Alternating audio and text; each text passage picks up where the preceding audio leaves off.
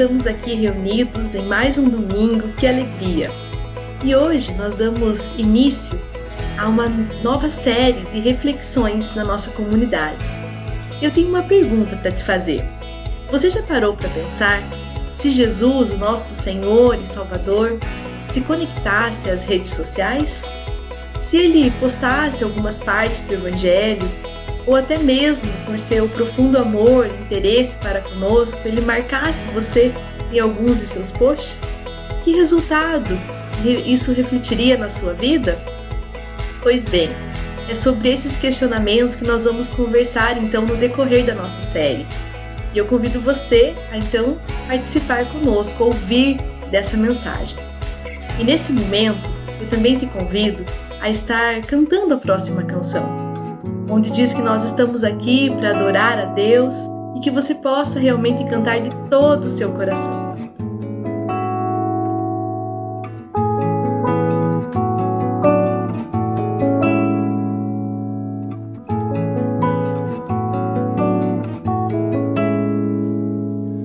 Aqui estamos, ó Deus, juntos para ouvir tua voz, buscar em ti direção, seguir teus passos, tua condução. Aqui estamos, ó Deus, juntos para ouvir tua voz, buscar em ti direção, seguir teus passos, tua condução, pois não há outro Deus além de ti, nosso refúgio e proteção, luz que ilumina o caminho, paz e certeza ao coração. Aqui estamos, ó Deus, juntos para ouvir tua voz, buscar em ti direção, seguir teus passos, tua condução, pois não há outro Deus além de ti, nosso refúgio e proteção, luz que ilumina o caminho, paz e certeza ao coração. Te adoramos, ó Senhor,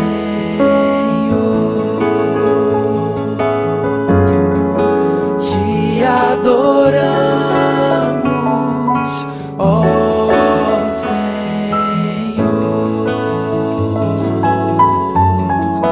te adoramos, ó Senhor.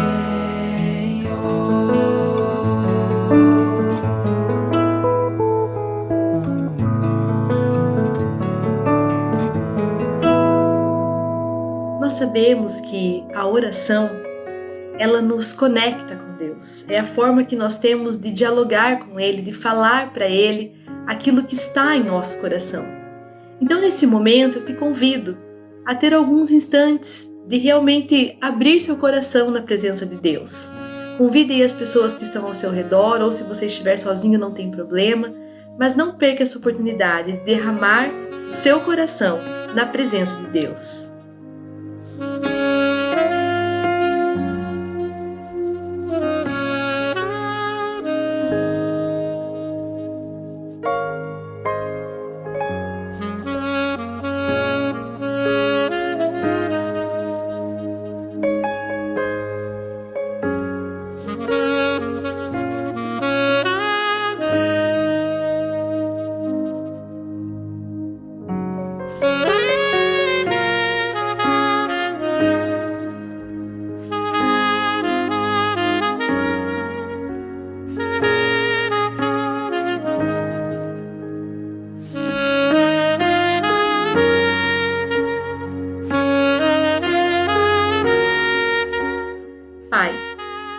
muito obrigada por esse dia maravilhoso que o Senhor nos deu.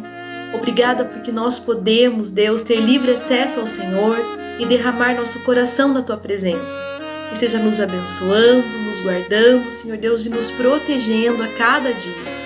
Abençoa, Deus, essa palavra que nós vamos ouvir, que ela, Senhor Deus, venha de encontro ao nosso coração para nos transformar e para nos fazer melhores a cada dia. Perdoa os nossos pecados e as nossas falhas e fica conosco, em nome de Jesus. Amém.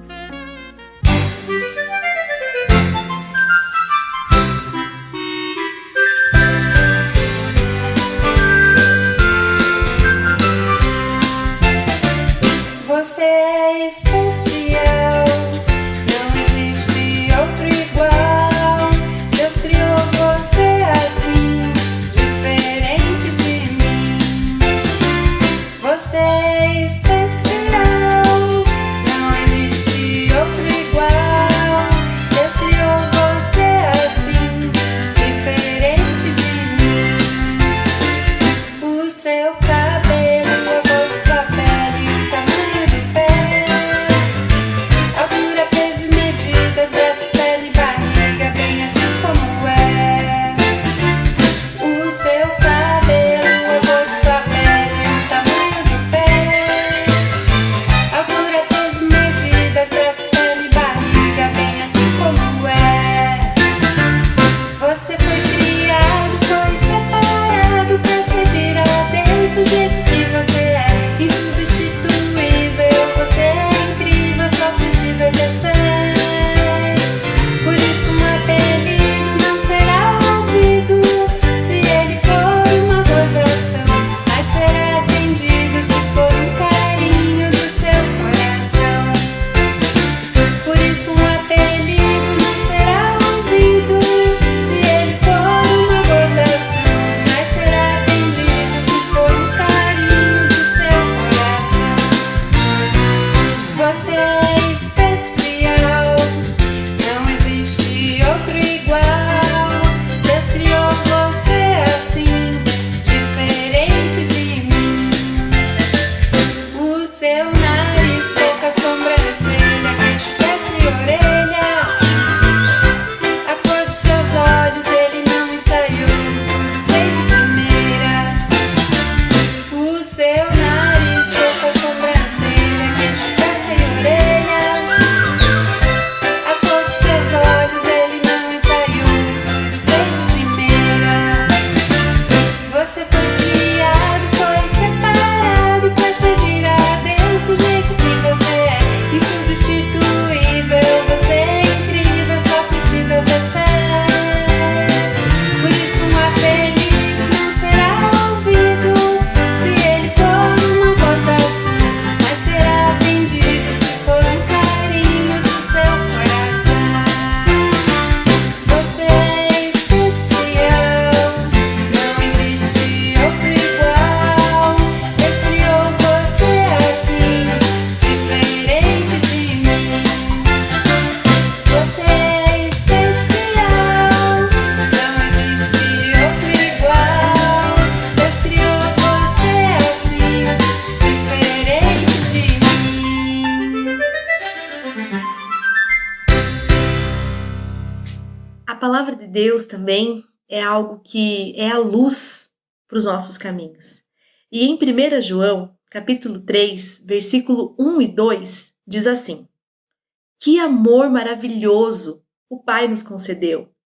Vejam só, somos chamados filhos de Deus. É o que realmente somos. Mas é por isso também que o mundo não nos reconhece, nem nos leva a sério, porque não tem ideia de quem ele é ou do que pode fazer. Mas, amigos, é exatamente isso que somos, filhos de Deus. E é apenas o começo. Quem pode dizer como será o fim? O que sabemos é que quando Cristo finalmente se manifestar, nós o veremos, e então seremos como ele. Todos os que esperam sua vinda devem estar preparados, tendo como modelo a pureza gloriosa da vida de Jesus. Amém. Fique agora, então, com a nossa programação no Ático News.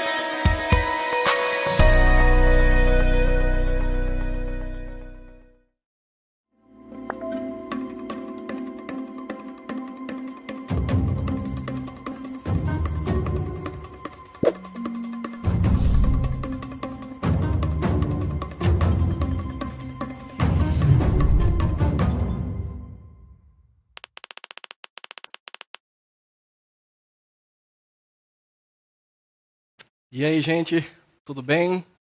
É muito bom nesse domingo estar junto com vocês e uma grande responsabilidade depois de uma série sensacional que o pastor Ricardo trouxe pra gente. E a gente está iniciando essa série aqui, Jesus Marcou Você, o dilema do discípulo nas redes sociais. E essa série surgiu, como o pastor Ricardo até comentou na semana passada, citando o documentário lançado pela Netflix, alguns meses atrás, O Dilema das Redes. E esse documentário ele é muito interessante. E ele tem alguns pontos positivos. Se você não assistiu, eu quero de fato te incentivar a assistir esse documentário, ok? Por que ele tem alguns pontos positivos? Porque quem vai trazer, ou as pessoas que vão trazendo as informações, eles vão dizer que as redes sociais não são neutras, ok? Existe toda uma programação, motivações, intenções por detrás das redes sociais. E redes sociais aqui nós queremos dizer YouTube, Facebook, Instagram, Twitter, Google, Yahoo, entre outras. Porque tudo que nós fazemos nas redes é completamente arquivado. Eles sabem o tempo que nós passamos vendo determinado post, o tempo que nós passamos vendo os vídeos. E sabe quando você pesquisa aquele sapato que você quer comprar, aquele computador, ou algumas pesquisas que você faz no Facebook, em outros sites de compra, e aí de repente você está acessando o seu e-mail, ou você está acessando algum outro site e tem exatamente uma publicação, uma divulgação que você pesquisou em alguns minutos atrás ou no dia anterior? Pois é, eles estão registrando tudo. E esse documentário tem como propósito contar para nós qual é o propósito dos algoritmos por detrás das redes, quais são as motivações. E esse documentário ainda vai apontar para a gente que eles têm as motivações, as intenções de nos gerar vício, de nos gerar maior engajamento nas redes sociais, nos incentivando a mudança de comportamento, tentando mudar as nossas opiniões acerca de algumas coisas, inclusive gerar polarizações. Mas quando você vê esse documentário, você fica com uma certa sensação, poxa, qual é então o meu papel nisso tudo? Porque a sensação que a gente acaba tendo é que, assim, eu vou me afastar, eu vou me isolar das redes sociais, eu não quero mais ter parte com isso. Isso é algo negativo, porque a tecnologia está aí, ela não vai embora. Ou talvez uma outra sensação negativa que isso pode trazer para a gente é a apatia. Então a gente sabe que as redes sociais estão aí, só que a gente faz de conta que esses algoritmos, as motivações, as grandes corporações por detrás, inclusive políticos, não existem, não é? Como se essas intenções, essas motivações não fizessem diferença nas nossas vidas. E de fato, fazem. Existem pesquisas que mostram que a eleição presidencial norte-americana, brasileira, foi em outros países também, ao redor do globo, foram altamente influenciadas pelas redes sociais. Mas ao assistir esse documentário, a sensação negativa que a gente tem é de, então eu vou me excluir ou eu vou ter apatia. Mas pensa o seguinte, se Jesus estivesse no momento atual histórico que a gente está vivendo, se Jesus estivesse, pensa aqui comigo, olha só, se Jesus ele estivesse entrando hoje na história, Jesus ele se excluiria do mundo atual? Jesus ele deixaria de lado e se isolaria? Ou Jesus seria apático, fazendo de conta que nada está acontecendo? Ou Jesus faria uso das redes sociais de maneira sábia, consciente e positiva, tanto para ele viver, quanto para anunciar o seu reino a todas as nações da terra? Pensando na terceira possibilidade de que Jesus faria bom uso das redes sociais, a gente ficou imaginando se Jesus publicasse as palavras que se encontram nos evangelhos, ou de maneira específica, as palavras do Sermão do Monte, como que as pessoas lidariam com isso? Quais seriam os dilemas, tanto das multidões quanto dos próprios discípulos? Um dilema ou algo que traria dilemas na vida das pessoas, seria o conteúdo que Jesus apresentaria. Porque o conteúdo que Jesus traz vai na contramão de postagens de religiosos atuais, vai na contramão de políticos da atualidade e de governos ou de pessoas, aquilo que as pessoas dizem. O próprio conteúdo de Jesus geraria um grande dilema nas pessoas, mas ainda assim esse conteúdo geraria um outro dilema. Quais são as nossas motivações? Quais são as motivações que nós temos a assistir determinados vídeos? Quais são as motivações que nós temos a compartilhar determinadas notícias? Por que nós ficamos tão irritados, tão inflamados quando nós vemos um amigo, um parente postando determinadas coisas? E por que eu reajo daquela forma nas redes sociais? Por que eu fico dando indiretas? Aí as postagens de Jesus, que vão na contramão do que nós fazemos algumas vezes, ou que a vida pública faz, o conteúdo dele geraria dilema nas nossas motivações. Nas motivações de homens e mulheres na maneira como eles postam, nas decisões que elas tomam. Dessa forma, imagine só se Jesus pegasse, e essa é a nossa série baseada nas palavras de Jesus no Sermão do Monte, tanto em Mateus quanto em Lucas. Agora, e o post de hoje, e essa analogia que nós estamos fazendo, se Jesus postasse um versículo de uma fala dele, né, nesse sermão, como que as pessoas reagiriam? Por exemplo, se Jesus postasse o seguinte, olha só o primeiro post. Assim brilhe a luz de vocês diante dos homens, para que vejam as suas boas obras e glorifiquem ao Pai de vocês que está nos céus. Digamos que Jesus ele não postaria dessa maneira, mas ele postasse da seguinte forma, olha só. Irradiem a bondade, a justiça e a humildade de vocês diante de seus parentes, colegas de trabalho e nas redes. Assim, vocês motivarão as pessoas, então perceba que a maneira como vocês postam, o conteúdo como vocês postam, motivarão as pessoas a se aproximar de Deus, o bom, justo e misericordioso Pai do céu. Como que as pessoas, os vários grupos sociais que nós temos no contexto brasileiro ou global, reagiriam a essa postagem de Jesus? Qual seria o dilema que surgiria no coração delas, na mente delas ou no movimento delas? Imagine ainda se alguém famoso marcasse você num tweet, num post de Facebook, num post de Instagram. Como que você se sentiria? Se aquele atleta marcasse você, como você se sentiria se alguém, um artista famoso, se um líder famoso marcasse você, te dando evidência? Sabe o que você ia pensar? Poxa, essa pessoa, ela sabe que eu existo. Ela sabe que eu faço parte do movimento dela. Ela olhou as minhas postagens. Você se sentiria alguém importante, alguém que estaria em destaque naquele momento. Mas e se Jesus marcasse o seu nome?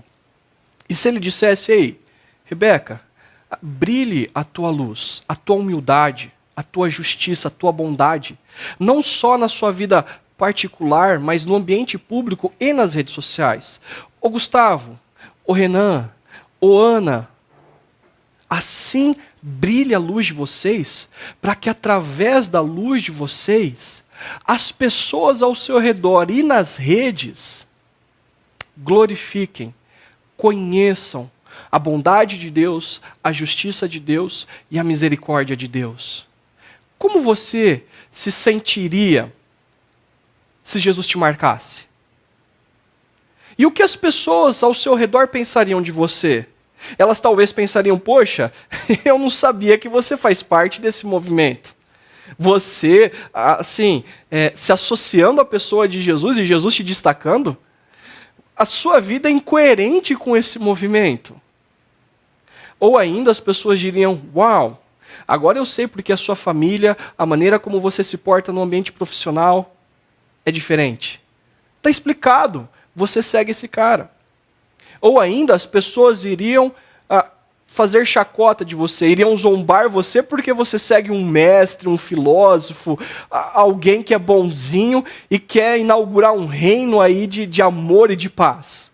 O que as pessoas diriam acerca de Jesus destacar você num post como esse? E para nós compreendermos melhor o que Jesus está dizendo, se ele estivesse divulgando as suas falas públicas, né, do seu sermão nas redes sociais, nós precisamos compreender um contexto maior da onde Jesus está, do que Jesus está dizendo, do que Jesus está fazendo. Nós precisamos compreender um contexto médio e depois o contexto mais específico da fala de Jesus, ok? Deixa eu te apresentar um contexto maior. Nós precisamos compreender que, a partir do que nós estamos estudando, a fala de Jesus, nesse momento, está em Mateus, nos capítulos 5 a 7, o que não é comumente conhecido como o Sermão da Montanha, ok? E esse Sermão da Montanha está incluído no Evangelho de Mateus. E Mateus, ele vai fazer questão de dizer várias vezes que Jesus vinha cumprindo algumas promessas do passado. É uma das falas que Mateus mais usa ao longo do Evangelho. Jesus cumpriu o que o profeta disse, Jesus cumpriu algo que está no passado. E com isso, nós vamos perceber que Jesus, então, ele não vem inaugurar algo, ele não vem dizer algo completamente novo, algo que está desassociado da história. Qual história e contexto maior é esse, no qual Mateus quer mostrar que Jesus faz parte, e o próprio Jesus crê que ele faz parte? Jesus, ele crê que, de fato, o Antigo Testamento, ele é a verdadeira história da humanidade. Embora nós tenhamos narrativas como dos romanos, dos babilônios, dos assírios e outros povos, Jesus está dizendo, ei, o Antigo Testamento é a verdadeira história da humanidade. E para interpretarmos a história da humanidade, nós precisamos compreender o Antigo Testamento. Toda a história é narrada no Antigo Testamento. O Antigo Testamento, e Jesus cria nisso, que Deus começa toda a história a partir de si mesmo, do nada. O nosso Deus Trino, o Pai, o Filho e o Espírito, criam todo o universo e criam o nosso planeta de maneira perfeita, plena, em sincronia. E como ápice da criação, Deus faz a humanidade. A humanidade como seus mordomos. O mordomo, ele usufrui daquilo que ele cuida, mas ele tem uma grande responsabilidade de desenvolver aquilo que está nas suas mãos. E a humanidade tinha uma grande responsabilidade de potencializar toda a criação na presença do Criador. Com isso, a humanidade, ela tinha um perfeito relacionamento com Deus, um com o outro, homem e mulher, socialmente, para consigo mesmo e para com o globo, para com a ecologia. Acontece que então a humanidade, as nações, elas se rebelam contra o Deus Criador, trazendo o pecado e toda a consequência do pecado, da maldade, para a criação e para a própria humanidade. Aonde a humanidade coloca a mão, ela fere, ela deturpa, ela estraga. Porque ela está agora desassociada da presença do Criador e ela quer desenvolver a sua própria sociedade isolada e rompida do Deus Criador. No entanto, você pode parar e pensar o seguinte, ok, o que Deus vai fazer? Deus vai ficar apático, vai ver a humanidade se rebelando, ele vai ver a humanidade se destruindo, ele vai acabar e aniquilar com a humanidade os seus filhos que ele tanto ama e que ele tanto, com tanta intenção criou e deu responsabilidade nas mãos deles, destruírem a sua criação, o seu reino. Não, Deus não vai ficar apático. Ele tem um plano e ele tem um projeto e ele tem inclusive uma forma de alcançar todas as nações da terra. Dentre todas as nações da terra, Deus escolhe Israel, uma nação fraca, uma nação pobre, uma nação que não tem grande evidência, em favor de toda a humanidade, em favor de todas as nações. Deus, ele dá de presente os seus princípios e valores para aquela nação que na medida em que ela vive de maneira intensa, com vigor, com potencialidade aqueles princípios e valores, no meio das nações da terra, ela se tornaria uma vitrine, ela se tornaria uma maquete, onde as nações passariam ao lado daquela nação de Israel e diriam, uau, olha só o que eu estou vendo nessa vitrine, eu quero vestir, eu quero experimentar, eu quero fazer parte disso. E então Deus restauraria o seu reino e toda a criação a partir de Israel. Mas Israel também não cumpre com a sua responsabilidade. O que Israel vai fazer? Israel, ela acaba se deturpando.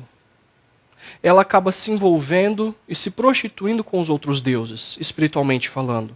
Mas Israel também, ela acaba se isolando das outras nações e dizendo que ela era a mais privilegiada de todas. Israel não cumpre com sua vocação, com seu chamado. Então é onde, ao longo dos séculos que se passam, desse distanciamento de Israel para com Deus, o seu propósito existencial, Jesus entra na história. E o que Mateus está dizendo é que, quando Jesus ele entra na história, e aqui é o contexto médio de Mateus, do texto que nós estamos estudando, é que Jesus, quando ele entra na história, ele está cumprindo a vocação de Israel de abençoar todas as nações da terra para restaurar o reino de Deus e a humanidade na criação. Toda a criação humana, toda a criação não humana, todo o cosmos está sendo restaurado e Jesus é aquele que entra na história para cumprir as promessas feitas pelos profetas, para ser bênção para todas as nações e restaurar completamente o reino. Então, quando Jesus ele entra na história, Jesus ele está entrando na história como rei para inaugurar o reino. Esse é o contexto. E aí, nós precisamos ter em mente ainda que o Sermão do Monte é ouvido por multidões, e já já a gente vai chegar lá. E nessas multidões, presta sua atenção, nós encontramos grupos religiosos. E esses primeiros grupos religiosos que eu vou apresentar a você, são grupos religiosos que são radicais para com a sua religiosidade. Os fariseus, o primeiro deles, e aparece várias vezes no Evangelho de Mateus, eles são radicais no sentido de comportamento. Eles creem na lei de Moisés, eles vivem com grande ênfase, mas eles são radicais porque eles odeiam os romanos, eles odeiam os outros povos, eles odeiam os samaritanos. Então a maneira como eles se vestem, a maneira como eles se portam, deve ficar claro que ele odeia as nações da terra, eles odeiam os próximos. Ainda nós encontramos os essênios. Os essênios é interessante porque, além de acreditarem na lei de Moisés, de crerem na vinda do Messias também, eles se isolavam socialmente. Eles criaram a sua própria cultura, eles criaram a sua própria linguagem, eles não estavam inseridos no meio das nações. E eles aguardavam o Messias, e se fosse necessário o Messias vir e matar os romanos, matar aqueles que não viviam como eles viviam, porque eles acreditavam que eles eram o verdadeiro Israel, que eles iriam reinar com o Messias, para eles estava tudo ok. E a gente tem também os zelotes. Os zelotes é um grupo radical de militância. Os zelotes, eles eram radicais também no seu comportamento, na sua cultura e socialmente, mas eles estavam dispostos a pegar em armas. Eles matavam os romanos, eles matavam líderes religiosos que não estavam lá adequados com a lei de Moisés, e eles esperavam um Messias que iria colocar abaixo o Império Romano, e eles tinham até movimentos messiânicos internos deles, que eles seguiam pessoas que se diziam que o Messias eram Messias militares, Messias que queriam mesmo ver sangue. Mas nós temos aqui um grupo de religiosos que representavam o povo, os saduceus e os sacerdotes, que estavam no meio das multidões também. E os saduceus e os sacerdotes, eles eram escolhidos, eles eram representantes do povo, pelos romanos. Ou seja, o cargo deles era político, tinha influência, tinha poder. Era um pessoal que se associava a Roma. E eles não queriam mudanças. Eles não ligavam tanto para as questões culturais como os outros movimentos que aconteciam ali. Nós temos o povo judeu também, a grande parte deles seguiam a Jesus, estavam presentes nas multidões, e o povo judeu, o que eles queriam? Eles queriam que o Messias viesse para libertá-los da opressão de Roma e dos religiosos, e eles estavam dispostos a aprender a lei de Moisés, e no meio de toda essa confusão, viverem de maneira simples, né, e honesta a lei de Moisés. E nós temos também os romanos e as outras nações que seguiam a pessoa de Jesus nessas multidões. E eles eram, esse grupo de pessoas aqui, eram os ouvintes de Jesus, no Sermão do Monte, né? E nós temos então grupo de pessoas que esperavam um Messias, um rei que viria e colocaria goela abaixo o seu reino e, se possível, matar e massacrar todos os impérios que colocavam imposições, que colocavam taxas de impostos e que queriam também oprimir o povo. Mas nós temos também grupos de pessoas que não estavam muito aí para o Messias, o povo que ansiava, mas não tinha uma grande expectativa como os outros demais. E nós temos os romanos, que inclusive tinham alguns simpatizantes acerca da pessoa de Cristo. Nesse contexto todo, médio, nós vamos entrar então no Sermão da Montanha, o Sermão do Monte, onde Jesus ele vai divulgar quais são os princípios e valores do seu reino, já que ele é o Messias, já que ele está inaugurando o reino para restaurar todas as coisas, para restaurar o verdadeiro Israel, para restaurar a humanidade, abençoar toda a humanidade e restaurar toda a criação. Já que ele é esse rei, então, ele tem seus seguidores. Jesus, Mateus 5, de 1 a 2, diz que Jesus, vendo as multidões, subiu ao monte e se assentou. Perceba o seguinte, Jesus, ele dá ouvido às multidões. Jesus, ele não se isola dos fariseus, dos essênios, dos zelotes. Ele não se isola dos saduceus, dos mestres da lei, dos sacerdotes. Jesus, ele está no meio desse pessoal todo. E Jesus, se ele estivesse aqui hoje, pessoas o seguiriam. Das mais variadas religiões, das mais diferentes ideologias e filosofias. E talvez você seja alguém que esteja acompanhando a gente e faça parte das multidões. Você tem interesse nas palavras de Jesus, você acha que Jesus é um bom mestre, um grande sábio, alguém altamente iluminado. Jesus, ele é alguém que tem palavras que trazem paz, amor, união. E você, ao longo dos anos, ou nos últimos meses, nos últimos domingos, inclusive, tem acompanhado a gente. O que eu quero mostrar para vocês é que as multidões, elas acompanham Jesus de longe. Porque olha só o que Mateus vai dizer. Os seus discípulos se aproximaram dele. E Jesus começou a ensiná-los, dizendo: os discípulos de Jesus são aqueles que se assentam aos pés dele. Eles têm um vislumbre de que Jesus é o Messias, de que Jesus tem princípios e valores. Mas preste atenção, os discípulos se rendem a quem Jesus é. Eles dão atenção aos ensinamentos e têm um compromisso com Jesus e com o seu reino. E o meu convite para você que está participando conosco ao longo das semanas, dos meses, é deixar as multidões e se aproximar de Jesus, se assentar aos pés dele e de fato dar ouvidos ao que ele tem e ao que Jesus está estabelecendo na história. Inclusive hoje, se Jesus tivesse milhares de seguidores, bilhões de seguidores nas redes sociais, eu queria te convidar a deixar apenas de segui-lo, mas estar próximo dele, estar aos pés dele. E olha só que interessante, Jesus, a partir desse momento, que as multidões estão ao seu redor, e ele vai ensinar os seus discípulos, ele vai começar a ensinar acerca dos princípios e valores do seu reino. Logo em seguida, vem as bem-aventuranças, elas são 8. E eu não vou gastar muito tempo aqui com as bem-aventuranças, e eu quero te desafiar a acessar o nosso site, chakra.org, e dar uma olhada nessa série Felicidades, que foi sensacional. A gente conversou sobre as bem-aventuranças no início do ano, e estávamos dialogando sobre as felicidades apresentadas pela nossa cultura. A nossa cultura vai afirmar que felicidade é algo que a gente conquista, felicidade é algo que a gente tem por mérito. No entanto, Jesus vai apresentar um grande dilema. Ele vai dizer: ei, felicidade não é o que a cultura está dizendo. Felicidade a partir da realidade, da restauração que eu estou fazendo, do meu reino que eu estou inaugurando.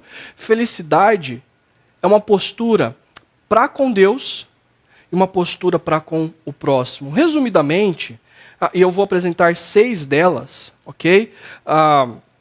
E as outras 2 eu vou deixar para você ver depois. Vai dizer o seguinte, olha só: bem-aventurados os pobres de espírito que dependem de Deus. Essa pessoa é feliz, aqueles que dependem de Deus. Felizes são os que choram, porque reconhecem os seus erros. Felizes são os mansos, que abrem mão dos seus direitos. Felizes são os famintos e sedentos, que pensam nos outros em primeiro lugar. Ou seja, eles vão recorrer à justiça dos necessitados. Felizes são os misericordiosos, que dão às pessoas o que elas precisam, não o que elas merecem. Felizes são os puros de coração, que buscam a vontade de Deus a qualquer custo.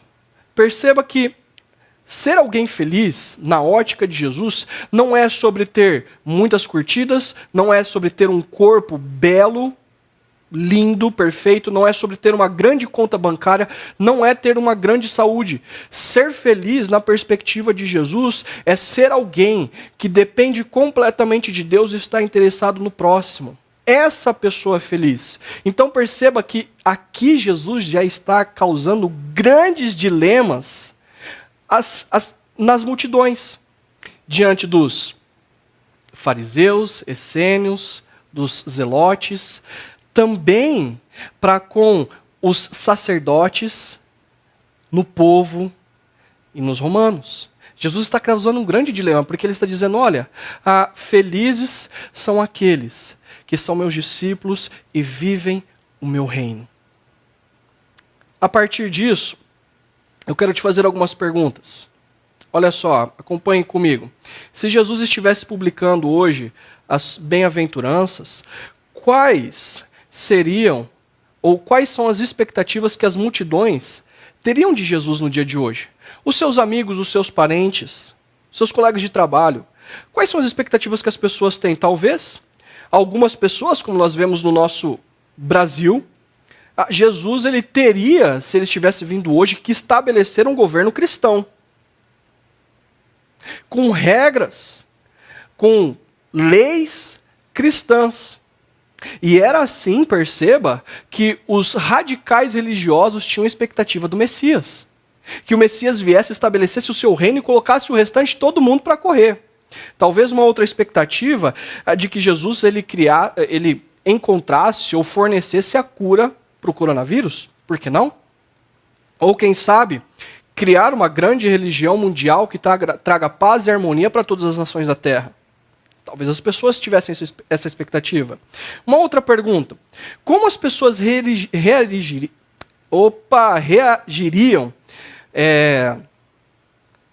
ao lerem as publicações de Jesus? Ou como as pessoas reagiriam e achariam de Jesus se ele dissesse, ei, você deve primeiro procurar ter fome e sede de justiça, pelo menos favorecido. Ei, você deve ser misericordioso. Aquela pessoa que tem uma opinião diferente, ideológica, política, filosófica, religiosa, diferente da sua, você deve ser misericordiosa com ela. Não, você não deve entrar, você é um pacificador, você não deve entrar em brigas. Talvez as pessoas achariam Jesus um fracote, um rei que está vindo estabelecer um reino e não está impondo as suas leis, ele é um fracote. Ele está falando de paz e amor no momento histórico que a gente está vivendo. Talvez alguns achariam que Jesus, inclusive, está definindo o que é felicidade, e achariam que Jesus está impondo a sua opinião, impondo a sua forma de ver o mundo, sua perspectiva de mundo. Será que eles, de fato, achariam que Jesus é o Messias? Eles duvidariam de Jesus? Será que as expectativas das pessoas não seriam frustradas, como as expectativas dos religiosos radicais foram frustradas? Ainda, última pergunta para você. Quais são as expectativas que você tem acerca de Jesus? Ao perceber o que ele tem publicado nas redes sociais e talvez marcado você. Porque preste atenção, nós estamos vivendo num momento histórico onde nós temos pandemia, a pandemia ela não foi embora, nós temos inúmeras implicações ainda, nós temos logo as nossas eleições municipais, globalmente nós temos eleição nos Estados Unidos, o que tem dado grandes noticiários, nós temos a corrupção no nosso país ainda instalada, e grandes fake news rodando por aí. E de repente Jesus vem dizendo para você viver como discípula dele, os princípios do seu reino, porque então você é essa pessoa feliz. Suas expectativas seriam frustradas acerca dele? Dizendo, ei, você deve ser um pacificador, porque um pacificador ele é feliz. Ei, você deve ser alguém que é misericordioso. Se lembra, você rompeu com os seus pais, você rompeu com os seus amigos por questões ideológicas e políticas. Ei, você difamou aquelas pessoas nas redes sociais, você as excluiu. Você está caminhando para um lado de polarização. Quais seriam as expectativas frustradas que você teria? Perceba, Jesus causa um dilema nos seus discípulos. Dilema por conta dos seus conteúdos, que vão na contramão do que a nossa cultura tem orientado, do que existe por detrás das redes sociais, de querer vender as nossas informações para saber os nossos comportamentos e então nos estimular a determinadas ideias, determinados pensamentos, inclusive nas polarizações que nós vivemos. E Jesus está dizendo, ei, você, meu discípulo, você, minha discípula, deve caminhar de maneira diferente. Olha só então, Jesus, a partir das bem-aventuranças, ele vai estabelecer agora, ele vai contar para nós, se ele já nos contou a ética do reino, se ele já nos contou os princípios daqueles que são seus discípulos e discípulas e como eles vivem e como eles são felizes. Jesus agora vai dizer qual é a vocação da sua comunidade. Ok? Esse é o nosso texto e essa publicação, o post 1, de fazer a diferença. E Jesus vai dizer que esse dilema de fazer a diferença é o dilema de estarmos inseridos na sociedade. Olha só o que Jesus vai dizer a partir do verso 13. Ele está dizendo para os seus discípulos. E a multidão está junto com ele ouvindo o que Jesus está dizendo, ok? Vocês são o sal da terra. Mas se o sal perder o seu sabor, como restaurá-lo? Não servirá para nada, exceto para ser jogado fora e pisado pelos homens. O sal na época de Jesus, ele tinha duas funções principais. O primeiro, de gerar o sabor. Essa é a função principal. A segunda função principal seria, e talvez essa seria a mais principal ainda, de conservação. O sal no alimento desacelerava o apodrecimento do alimento. E Jesus está dizendo, ei, vocês são o sal da terra. Vocês devem ter o seu sabor inserido no alimento. Vocês devem conservar o alimento estando inserido no alimento. O que Jesus está dizendo, o grande dilema que ele está colocando aqui para os seus discípulos e para aqueles que estão ouvindo é: vocês têm a vocação de estarem inseridos na sociedade. Só faz sentido o sal e o propósito do sal estando inserido no alimento. Só faz o propósito da comunidade que ele está estabelecendo, do seu reino, com os seus discípulos, os seus súditos, se eles estiverem inseridos na sociedade. Aqui, Jesus está denunciando duas coisas acerca de Israel. Primeiro, o radicalismo.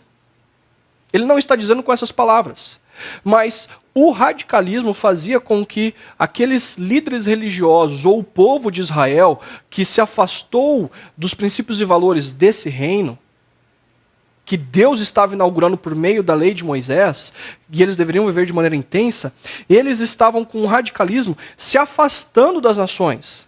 Eles odiavam, e na figura dos fariseus, dos essênios, dos zelotes, eles queriam matar as outras nações da terra. Não estar inseridos no meio deles. Por outro lado, o que Jesus também está denunciando aqui é a assimilação de Israel com as outras nações. Eles não estavam apenas inseridos, mas eles estavam se tornando como as outras nações, por exemplo, na figura dos sacerdotes, dos mestres da lei, ou inclusive como o coletor de impostos. O próprio Mateus era um coletor de impostos. Perceba que Jesus ele está repreendendo Israel de maneira histórica. E ele está dizendo para os seus discípulos: ei, eu sou o Messias, eu vim cumprir a promessa dada a Israel, a promessa dada desde Gênesis 3 de abençoar, de restaurar o reino, e Abraão em Gênesis 12, de abençoar todas as nações da terra. Eu estou restaurando o cosmos. E agora não é mais por um povo étnico, mas é por uma comunidade da fé. E você que está aí acompanhando a gente, você é sal da terra. Você deve estar inserido na sociedade, tanto para destacar o sabor da vida cheia de Deus, como para desacelerar o apodrecimento da nossa sociedade, da nossa cultura, de todas as nações da terra. Jesus está dizendo, Deus encarnado está dizendo para nós que agora a forma de ele alcançar e restaurar todas as nações da terra é por meio da sua comunidade de discípulos, e ela precisa estar inserida na sociedade. Isso é um dilema, tanto para os radicais, quanto para aqueles que se assimilam demais para com a cultura, porque tem um propósito, e o propósito é de ser manifestação do reino de Deus na história. Antes de fazer algumas aplicações, deixa eu ir para o segundo dilema. O dilema de fazer a diferença, mas sendo contraste na sociedade. Jesus vai usar agora uma segunda imagem. Se primeiro ele usou a imagem do sal, agora ele vai usar a imagem da luz. Ele vai dizer o seguinte: vocês são a luz do mundo. Não se pode esconder uma cidade construída sobre um monte. Jesus está dizendo a mesma coisa, mas com uma outra imagem agora. Vocês são a luz do mundo. E aqui ele diz, vocês são a luz do mundo, e ele está fazendo eco ao profeta Isaías. O profeta Isaías disse que Israel era a luz para todas as nações da terra, mas Israel não cumpriu com isso. Israel perdeu o seu sabor ao longo dos séculos, sendo radical de um lado e se assimilando de outro. Agora ele está dizendo, vocês são a luz do mundo. Vocês devem brilhar, porque foi esse o propósito de Israel, e vocês estão continuando o propósito que Israel não conseguiu cumprir. E aqui ele está usando uma imagem da geografia de Jerusalém, porque Jerusalém estava no alto do monte, não se pode esconder uma cidade construída sobre um monte. Jesus está pegando a analogia de Jerusalém no alto daquele monte, porque todo mundo que chegava em Jerusalém, ou estava a caminho de Jerusalém, via Jerusalém no alto e logo enxergava Jerusalém no momento escuro, não é? E está dizendo, ei, você Jerusalém, perdeu o seu brilho, perdeu a sua luz. Do que adianta a luz se misturar com a escuridão? Ela perde o seu propósito. E vocês deveriam ter feito isso, não fizeram. Mas agora, vocês são a luz do mundo. Eu coloquei vocês no alto do monte para brilharem. Eu e você que estamos aqui, ouvindo as palavras de Jesus, assentado aos pés dele, Jesus está dizendo para nós que nós devemos viver de maneira intensa, inseridos na sociedade, para destacar o sabor de Deus, para, de certa maneira, retardar o apodrecimento da sociedade, como também manifestar e irradiar a luz de Deus nas nossas vidas pessoais, sociais, inclusive nas redes. Como nós publicamos, como nós nos portamos, nós devemos ser luz. Porque essa é a nossa identidade. E o dilema é de ser contraste no meio da nossa sociedade. Então, Jesus vai continuar dizendo o seguinte, olha só. E também, ninguém acende uma candeia e a coloca debaixo de uma vasilha. Ao contrário, coloca num lugar apropriado e assim ilumina todos os que estão na casa. O propósito da luz, como eu já disse, é de direção. Imagina que você está num shopping, quase para fechar o shopping, acontece um blackout, não tem as luzes de emergência e você é o único com uma lanterna. Você é o único num shopping lotado, época de Natal, compras, blackout, e a única lanterna dentro de toda aquela multidão, ela é sua. Se você acende aquela lanterna, você passa a dar direção aos que estão perdidos, aos que estão desnorteados, aos que não sabem para onde caminhar. Mas, por outro lado, a luz revela perigos. A luz traz à tona pessoas que podem cair de uma escada, pessoas que podem tropeçar numa mesa, pessoas que estão, inclusive, roubando, furtando, pessoas que estão fazendo uso da escuridão para machucar pessoas. E o que Jesus está dizendo é, ninguém faz uso da luz para que ela se misture com a escuridão, mas ela faz uso da luz para trazer direção aos que estão perdidos e revelar perigos e maldade. Mais uma vez, o que Jesus está dizendo para Israel é, ei, vocês foram escolhidos para ser luz para todas as nações. Na medida em que vocês se isolaram, vocês quiseram esconder a luz, vocês quiseram para vocês mesmos, vocês odeiam os romanos, vocês odeiam as outras nações, vocês acham que vocês são melhores do que os outros.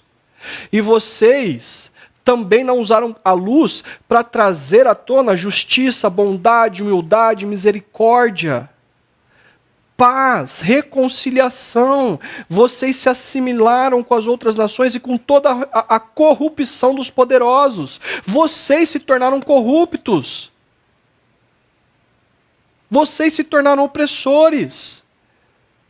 Agora, minha comunidade de discípulos, vocês são a luz do mundo. Vocês são o sal da terra e a luz do mundo. A maneira como vocês vivem deve nortear pessoas. A maneira como vocês vivem deve trazer a luz às pessoas que estão tateando e às multidões que talvez elas tenham esse desejo por conhecer quem Jesus é. E vocês, a maneira como vocês vivem, se portam, traz luz à escuridão e à perdição dessas pessoas. Mas também a maneira como vocês vivem, misericordiosamente, sede e fome de justiça, a maneira como vocês tratam a reconciliação, faz com que o mal fuja, as pessoas não se prejudiquem e o reino venha à tona. Se nós temos o dilema dessa comunidade de estar inserida na sociedade e de estar inserida, mas vivendo em contraste, nós também temos o dilema e a consequência de sermos atrativos. Olha só como Jesus vai terminar sua fala assim: brilhe a luz de vocês diante dos homens, para que vejam as suas obras e glorifiquem ao Pai de vocês que está nos céus. Olha só que interessante.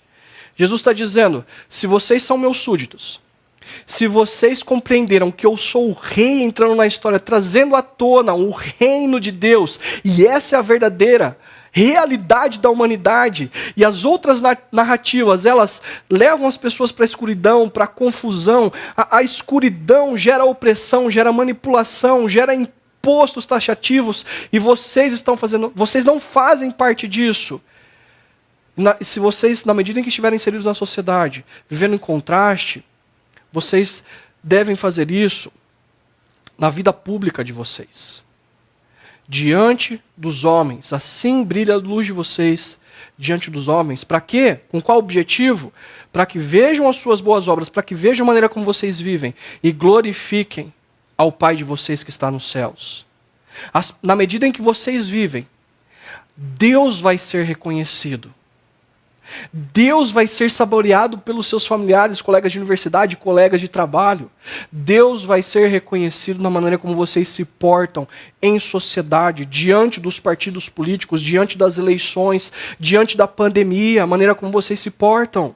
A maneira como vocês fazem uso das redes sociais, Deus será conhecido.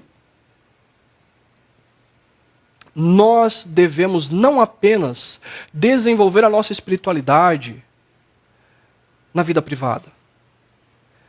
Você deve ler a Bíblia, orar quando você estiver na sua casa, com o seu grupo pequeno.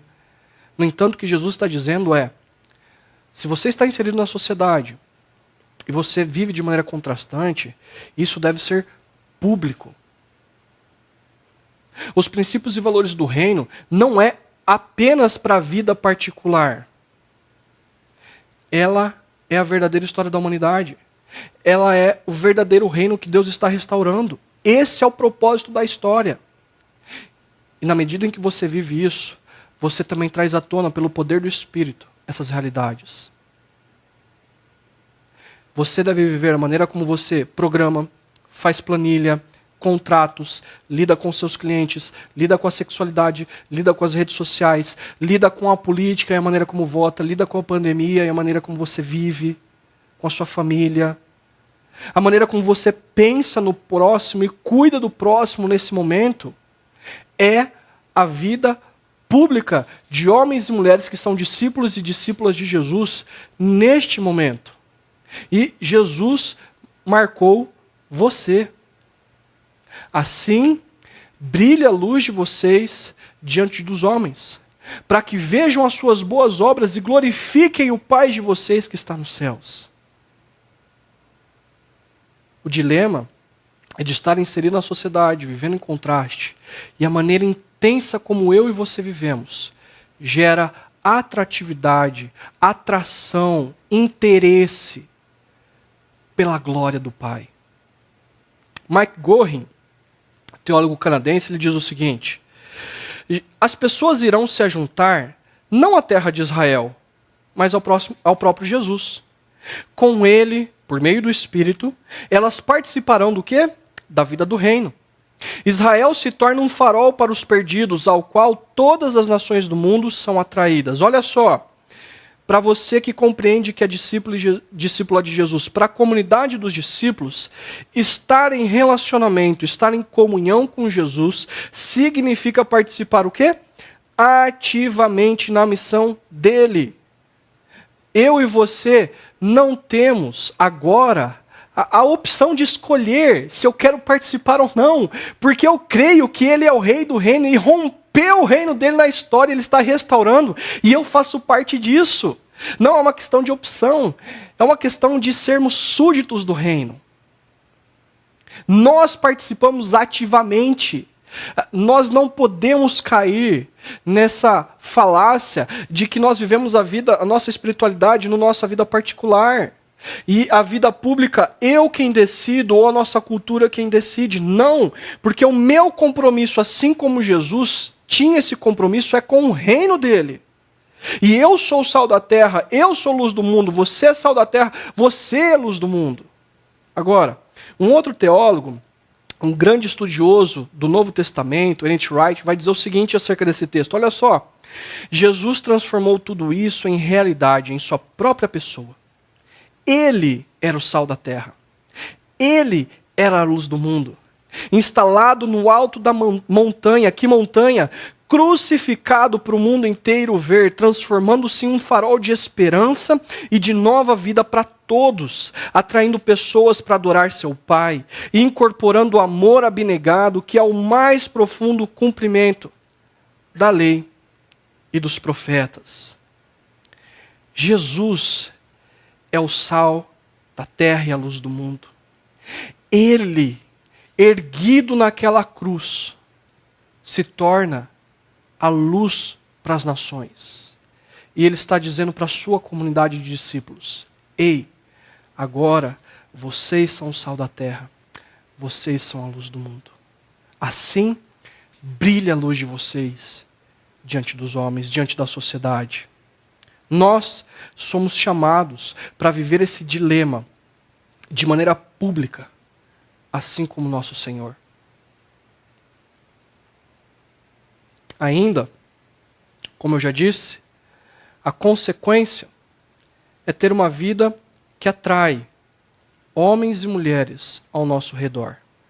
Mas, Hugo, de maneira prática, como é que isso tem a ver com a gente? Que dilema gera em nós e nas redes sociais? Deixa eu te ajudar voltando para as bem-aventuranças, porque nós precisamos ler o texto a partir do seu contexto. E ser sal da terra e luz do mundo tem a ver com a ética do reino, a maneira como nós nos portamos. Nas nossas vidas pessoais, familiares, sociais, ambiente de trabalho, festas, universidade, na vida pública. Olha só. Bem-aventuranças. Bem-aventurados aqueles que dependem de Deus, que são os pobres de espírito, pois dependem de Deus.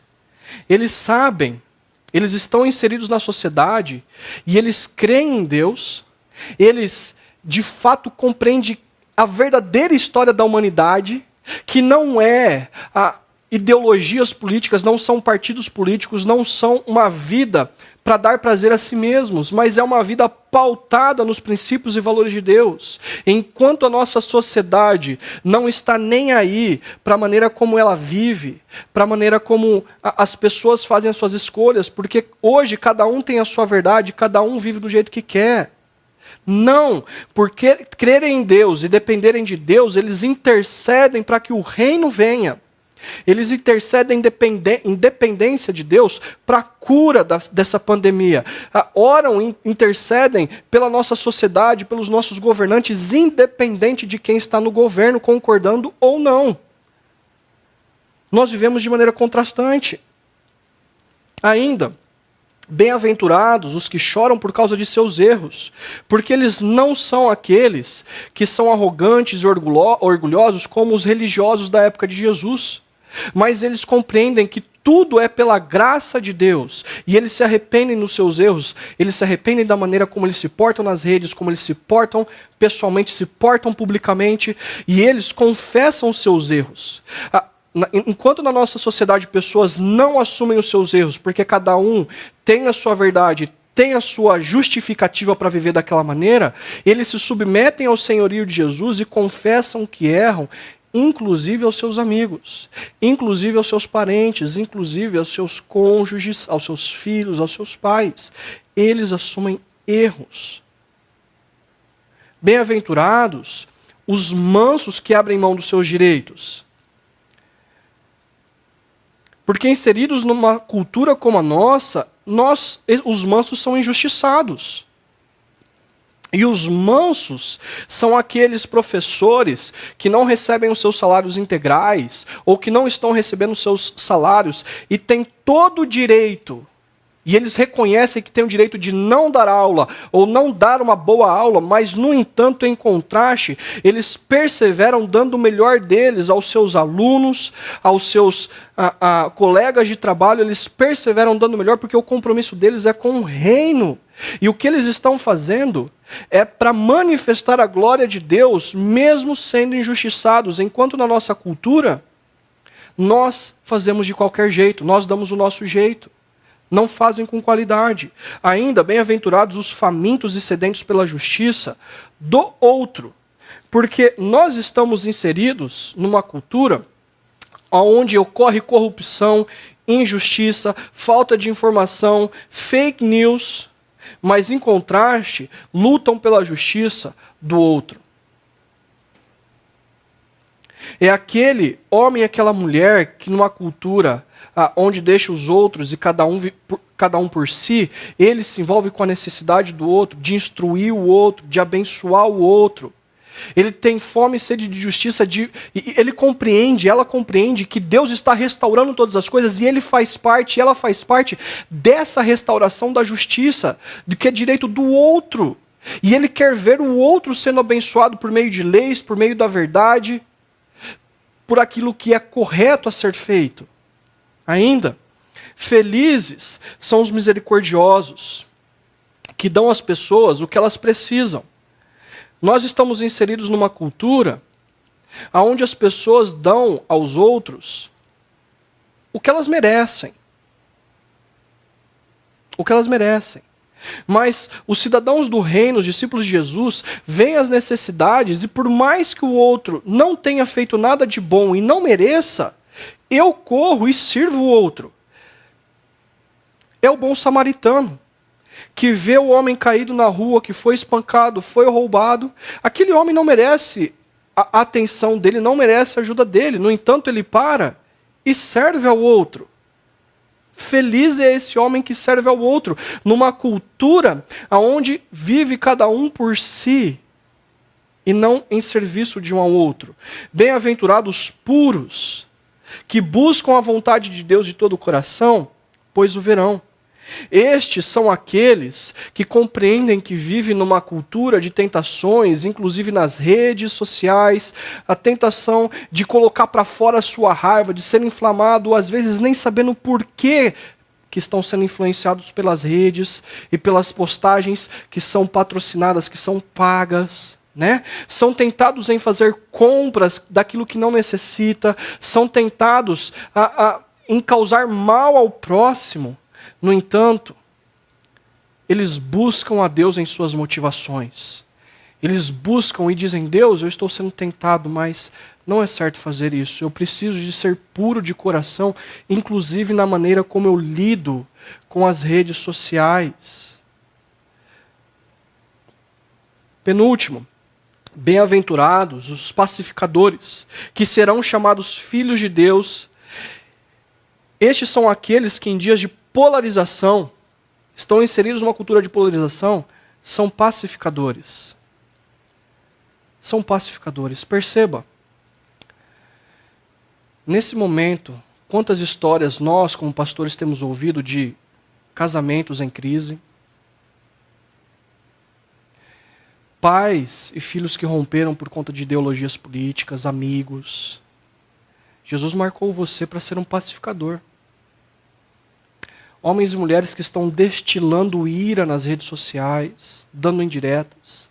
Deus chamou você para ser um pacificador nas redes sociais. Essa é a marca de alguém que é feliz e vive como súdito do reino. Você deve ser um pacificador nas redes sociais, ok? Ainda, por fim, bem-aventurados os perseguidos por causa da justiça do reino, porque deles é o reino dos céus. Na medida em que você percebe conchavos políticos, conchavos religiosos, dando um jeitinho brasileiro, para fazer, a ganhar poder, para ganhar evidência, na medida em que isso é oferecido para você, seja na esfera pessoal, na esfera pública do seu trabalho, da universidade, o que você faz em contraste? Você é fiel a Jesus. Você diz não, porque você é leal ao reino. Você diz não às fake news, você diz não à maneira como pessoas elas querem prejudicar outras. Você diz não à corrupção. E isso vai gerar em você perseguição, ou para você perseguição. Mas o que vai gerar atração nisso tudo é que nós somos fiéis a Jesus como Jesus era fiel ao seu Pai. Jesus era fiel ao reino. E é por isso que ele foi para aquela cruz. Nós temos o dilema de estarmos inseridos na nossa sociedade, mas vivendo de maneira contrastante. Na medida em que a gente vive intensamente, as pessoas vão ter interesse, porque vão glorificar o nosso Pai que está nos céus. Para nós refletirmos e praticarmos, assim encerrarmos essa mensagem, rapidamente. Você compreende que faz parte de uma história maior e que está dando continuidade à missão de Jesus? Porque, deixa eu dar um exemplo. Eu dei aqui para o pessoal da música, da equipe técnica, antes de nós começarmos o nosso encontro. Eu vinha vindo e eu estava pensando nisso. Moisés, ele anunciou o reino. Os profetas anunciaram o reino. Jesus anunciou o reino. A igreja, ao longo desses 2000 anos, anunciou o reino. Eu não sou alguém que está iniciando algo novo. Eu não sou alguém que devo chamar atenção para mim mesmo. Eu sou alguém que estou continuando séculos, milênios de história. E eu preciso ter consciência, porque essa é uma grande responsabilidade diante de Deus, para que o que eu digo aqui, a maneira como eu vivo, gere glória ao nosso Pai que está no céu. Você tem consciência que a maneira como você está vivendo, você está dando continuidade ao compromisso com Jesus, o Rei, e com o reino dele? A maneira como você se porta nas redes sociais é inclusive extensão do seu compromisso com o reino. Isso passa pelas suas motivações e é um grande dilema para mim e para você nos portarmos assim. Segundo, tenha consciência de que as redes sociais não são neutras. Existem pessoas programando. Existem intenções de ter as suas informações. Existem intenções de moldar o seu comportamento, gerar vício, de gerar a impulsividade. Tenha consciência de que as redes elas não são neutras, mas faça isso com bom uso. Faça bom uso do seu tempo, faça bom uso do conteúdo que você acessa, faça bom uso do seu comportamento, a maneira como você compartilha, o que você compartilha e a maneira como você se porta. Porque você é um cidadão do reino nas redes. E Jesus marcou você. E por fim, de que maneira você pode ser sal e luz nas redes sociais? ela é uma ferramenta do reino. Use, talvez, quem sabe, para valorizar a gratidão, a pacificação, a justiça, a verdade. Pesquise antes de divulgar. Sonde as suas motivações. Faz o seguinte, volta a adicionar aquele amigo, aquela amiga que você excluiu, por conta de diferenças políticas, ideológicas. Seja um pacificador. Restaure. Volte a se relacionar com pessoas que você discorda. Adicione pessoas que você difere. Jesus estava inserido na sociedade. Ele estava no meio dos fariseus, dos religiosos, dos romanos, do povo, dos sacerdotes. Não polarize. Quem sabe você possa fazer uso das redes sociais, criando redes de apoio, como já tem acontecido. Divulgue redes de apoio. Ajudar os necessitados, ajudar quem está precisando de comida, ajudar quem está precisando de roupa, quem está precisando de emprego. Divulgue redes de oração. Faça bom uso das redes. Lembre-se, Jesus marcou você. E como você vai lidar com o dilema de ser sal da terra e luz do mundo. Deus te abençoe.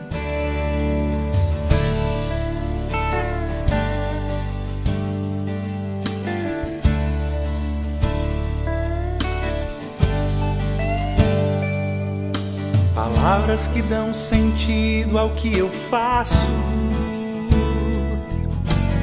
com atos que autenticam o que eu digo, a marca que deve sempre andar comigo, a essência do que a Deus eu ofereço, um maior compromisso com a verdade, em passos que não desviam do seu caminho, mesmo se for preciso andar sozinho. O anseio de viver com integridade é fruto de um coração que deixa-se amolecer, banhado por contrição, disposto a obedecer.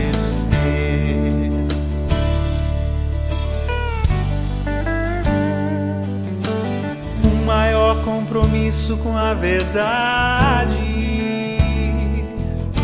em passos que não desviam do seu caminho,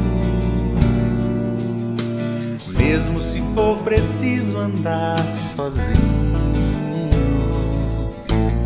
O anseio de viver com integridade é fruto de um coração que deixa-se amolecer, banhado por contrição, disposto a obedecer.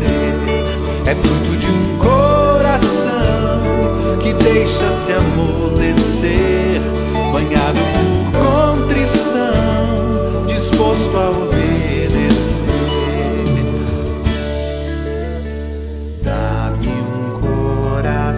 Assim, ó Senhor, segundo teu. Dá-me um coração assim, ó Senhor, segundo teu,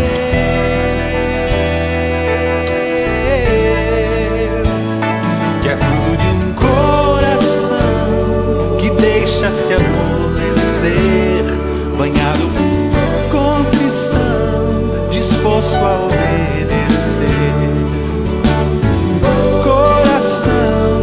Deixa-se amolecer, banhado por contrição, disposto a obedecer.